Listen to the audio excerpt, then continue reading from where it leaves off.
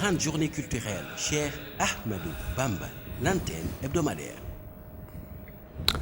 Mesdames, Messieurs, bonsoir. C'est avec plaisir que je vous reçois sur ce plateau de Al-Mouridiyyah TV pour vous parler de surprises. Aujourd'hui, je vous réserve des surprises qui vous plongent dans l'historique, dans l'histoire, dans l'essence de la ferveur de l'organisation des grandes journées culturelles chez Ahmadou Bamba. C'est depuis les années 80 que je vais vous accompagner. Alors, mais avant de vous parler de cela, je reçois Serigne Youssou Diop, qui est le directeur du comité de pilotage de ces grandes journées culturelles. Serigne Youssou Diop, bonsoir.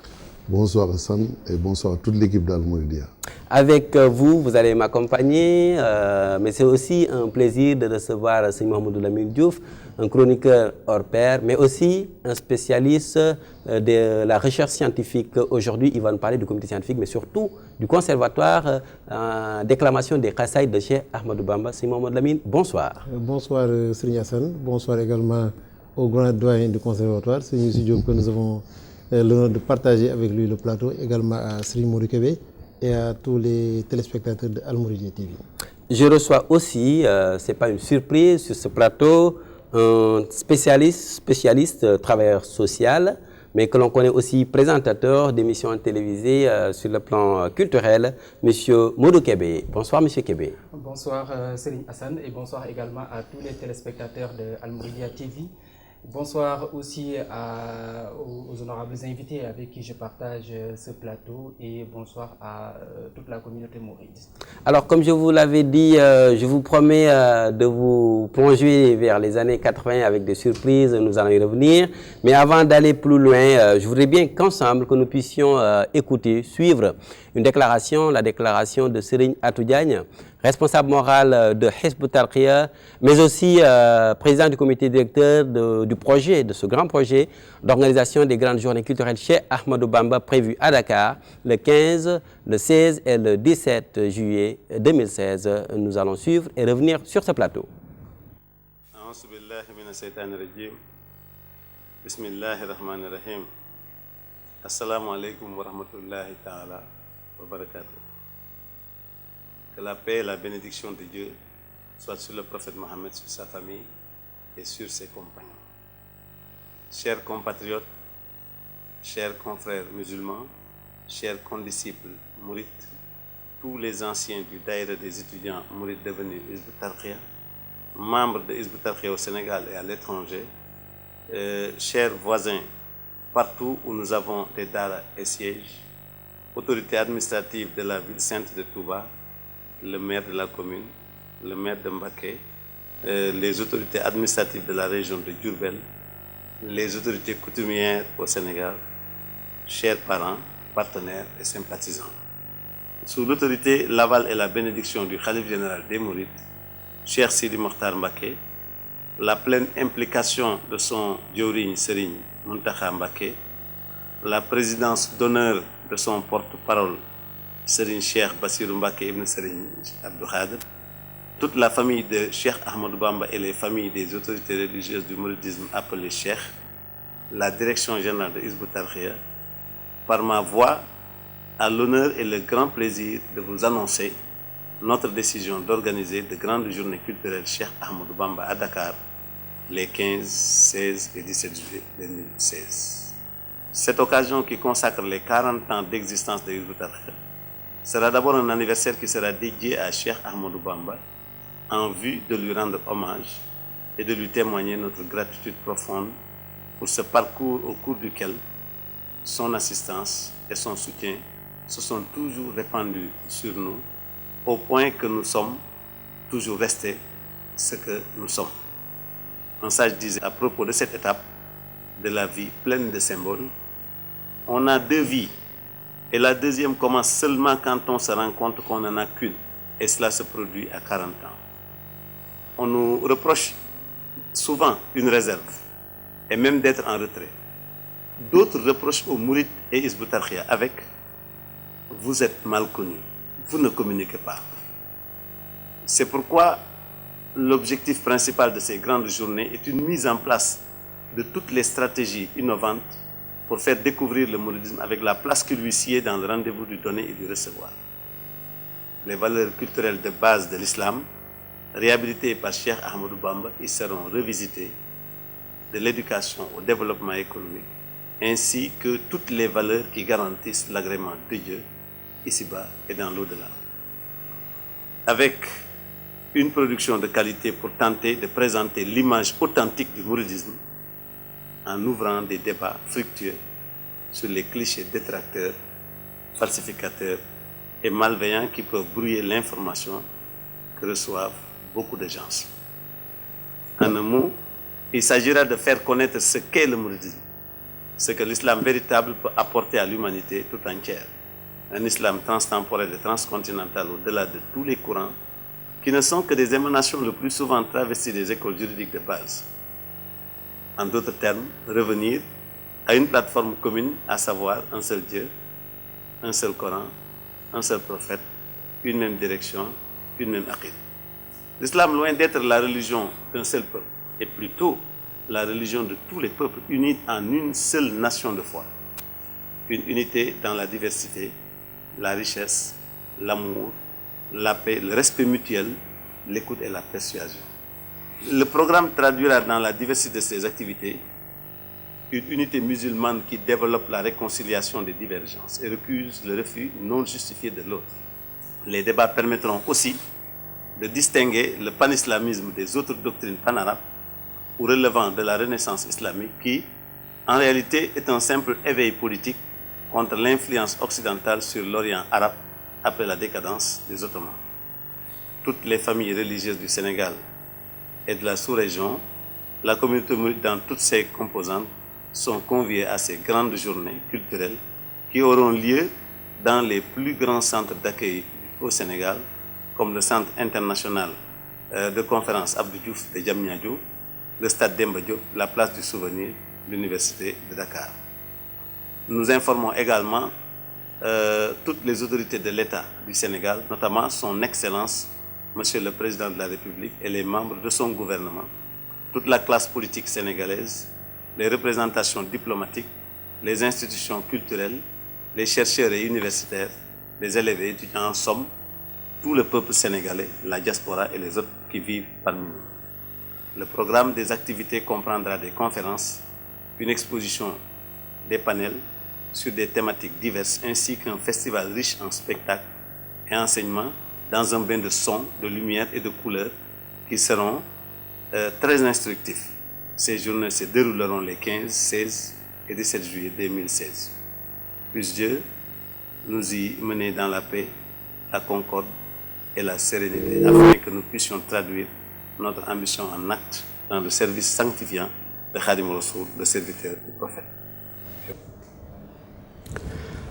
Alors, vous conviendrez avec moi de la richesse de ce contenu, le contenu de cette déclaration de Serigne Atou Diagne, que je vais vous proposer d'étudier avec moi, pour ne pas dire analyser, dans ses profondeurs, dans les lignes directrices, mais aussi dans les grands axes qui ont été évoqués et qui nous mènent vers la compréhension de l'objectif même de ces grandes journées culturelles chez Ahmadou Bamba. Mais avant même d'aller plus loin, avant d'aller en profondeur dans la compréhension du contenu, je voudrais évoquer avec le directeur du comité scientifique, Serigne Youssou Diop, la question de la mobilisation. En fait, 40 ans après la création de Hizbut Tarqiyyah, qui était d'ailleurs des étudiants mourides, il y a eu quand même beaucoup de manifestations dans le monde mouride. Il y a eu beaucoup de journées culturelles. Alors pourquoi aujourd'hui appeler vers les grandes journées culturelles? Qu'est-ce qui se passe et pourquoi cette mobilisation? Merci Serigne Hassan. Merci à toute l'équipe de Al-Mouridiyyah de m'avoir donné l'opportunité sur ce plateau de m'exprimer sur cette question. La grande mobilisation et le déploiement se justifient dans la reconnaissance et l'hommage que Hizbut Tarqiyyah entend rendre à Khadim Rassoul. 40 ans, c'est un périple. 40 ans, c'est un parcours. Hizbut Tarqiyyah n'entend pas fêter les 40 ans pour dire que nous fêtons notre anniversaire des 40 ans. Mais 40 ans, c'est un bon barème d'évaluation d'un parcours inédit. d'un parcours au cours duquel Cheikh Ahmadou Bamba nous a soutenus, en dépit des obstacles, en dépit de toutes les formes d'épreuves qui étaient parsemées sur le chemin. Nous avons réussi, par la grâce de Dieu, par son soutien, à rester nous-mêmes. Alors, je vous coupe pas, j'ai entendu le responsable moral dire « rester ce que nous sommes ». Rester ce que nous sommes. Ça veut dire quoi? Et je reviens sur cette phase extrêmement importante et forte. Ça veut dire, depuis l'engagement, ce n'était pas évident. C'était un groupe d'étudiants au sein du campus universitaire qui avait créé ce mouvement. Ce sont nos aînés. Quand ils ont créé ce mouvement au sein du campus universitaire, on doit se poser la question sur les motivations. Oui. Les motivations, c'était un vide qui était senti en eux. Un vide dans le cursus scolaire et universitaire de pouvoir reconnaître notre propre identité. C'était un problème de reconnaissance identitaire. Des fils de musulmans, des fils de mourides, produits de la formation moderne, qui, dans tout leur cursus, ont senti un vide. Ils n'avaient pas de repères. Ça, c'était bien préparé par l'administration coloniale en mettant en place un système éducatif qui n'avait rien à voir avec les réalités socio-culturelles. Par rapport à cela, ils ont senti un vide. En tant que musulmans, en tant que mourides, ils ne connaissaient plus leur religion. Ils n'étaient pas médiocres dans toutes les branches des sciences et de la technologie, mais ils n'étaient pas de bons musulmans. Ils se sont rendus compte de cela et le vide a été vraiment ressenti par un cri du cœur. Ils se sont organisés au sein du campus universitaire, mais qu'est-ce qu'il fallait faire? Ils ont eu le courage de dire la solution, ce n'était pas de rester dans le campus universitaire avec ses réalités. Ils ont créé un cadre en dehors du campus universitaire. L'université avec son programme, mais maintenant, après les études, il y avait un cadre qui allait servir de référence. Un cadre où la référence, c'est Cheikh Ahmadou Bamba. Un cadre où le système de valeurs, c'est l'héritage islamique que Cheikh Ahmadou Bamba a réhabilité, qui relève donc, qui réhabilite toutes les valeurs islamiques de base pour former un bon musulman. Et là, le résultat ne s'est pas fait attendre. Alors, le résultat ne s'est pas fait attendre, mais 40 ans après, une grande mobilisation, l'appel a été fait. Les gens se préparent à aller ensemble. Mais comment? Quand le mouvement a été créé au sein du campus universitaire et que le premier cadre a été créé également au niveau de la SICAP Rudis en 1981, il faut d'abord rendre à César ce qui appartient à César. Il faut rendre grâce à Cheikh Abdoul Ahad Mbacké, qui a été le troisième khalife général des Mourides sous l'autorité de qui le mouvement a été créé. Après la création du mouvement, il a accompagné nos aînés. Il les a soutenus, il les a encouragés, mais également il ne cessait de les orienter dans la voie droite et dans la meilleure des voies, c'est-à-dire revendiquer le statut de disciple de Khadim Rassoul. Alors, merci Serigne Youssou. Nous allons revenir sur cette question. Évidemment, on va y revenir. Mais c'est simplement pour dire qu'en fait, il nous a tantôt parlé de mouvement. Ce mouvement est devenu daïra dans le sens de centre culturel à vocation religieuse, une formation spirituelle. Mais l'appel du responsable moral est revenu sur une question fondamentale, c'est-à-dire la cohésion sociale, c'est-à-dire la mise en commun des moyens, c'est-à-dire la combinaison des efforts, mais vers une approche participative. Et c'est là, justement, que je voudrais interpeller M. Kébé, qui est un spécialiste de l'éducation sociale, et qui nous parlera justement de comment est-ce que lui, il voit cette approche de mobilisation autour de l'essentiel et au nom de l'islam. Merci beaucoup, Serigne Assane. Moi, je pense que le concept est grand, mais le concept est riche également. Il est riche dans le sens où le cher Ahmadou Bamba, notre guide vénéré, a été quelqu'un qui a toujours prôné la paix, n'est-ce pas, et la cohésion sociale. Et ça se traduit dans ses écrits, ça se traduit dans ses œuvres, ça se traduit dans les premiers disciples qu'on appelle Magni, qu'il avait formés, n'est-ce pas? Et c'est cela aujourd'hui qui fait la richesse non seulement de cet événement, mais également la démarche de Hizbut Tarqiyyah, n'est-ce pas? Et ce partage de valeurs, n'est-ce pas, en islam, des valeurs de paix et de cohésion sociale, est très importante quand on sait également que Serigne Touba a cultivé un environnement paisible, n'est-ce pas, et qui permet aujourd'hui à tous les mourides et à tous les musulmans de s'épanouir paisiblement et tranquillement au Sénégal. Sans distinction. Voilà, sans distinction de race, ni de communauté, que ce soit de religion, etc. Et ça, c'est très important.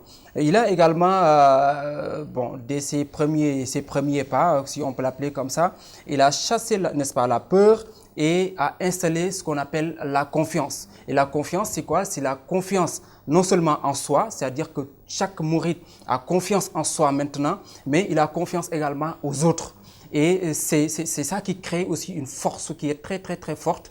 Et cette force-là, il faut la manifester, n'est-ce pas, à travers ces journées-là, et montrer que vraiment le mouridisme et la confrérie que le Serigne Touba nous a léguée, c'est une confrérie de force et de cohésion sociale, et il faut que ça soit vraiment apparent dans tout ce que nous faisons à travers ces journées culturelles. Alors, mais ça fait l'occasion, parce que quand j'ai écouté avec vous la déclaration, j'ai noté quelques concepts, quelques évocations sur le pourquoi d'avoir peur de l'autre. Et pourquoi ne pas accepter son prochain? Et quand vous dites que Cheikh Ahmadou Bamba a fait disparaître la peur pour installer la confiance en soi et en l'autre, ça dit simplement que nous avons aujourd'hui tous les outils nécessaires pour aller ensemble dans la recherche de cette cohésion sociale. Effectivement, Serigne Assane, nous avons tous les outils, tout le matériel nécessaire, n'est-ce pas, pour aller ensemble.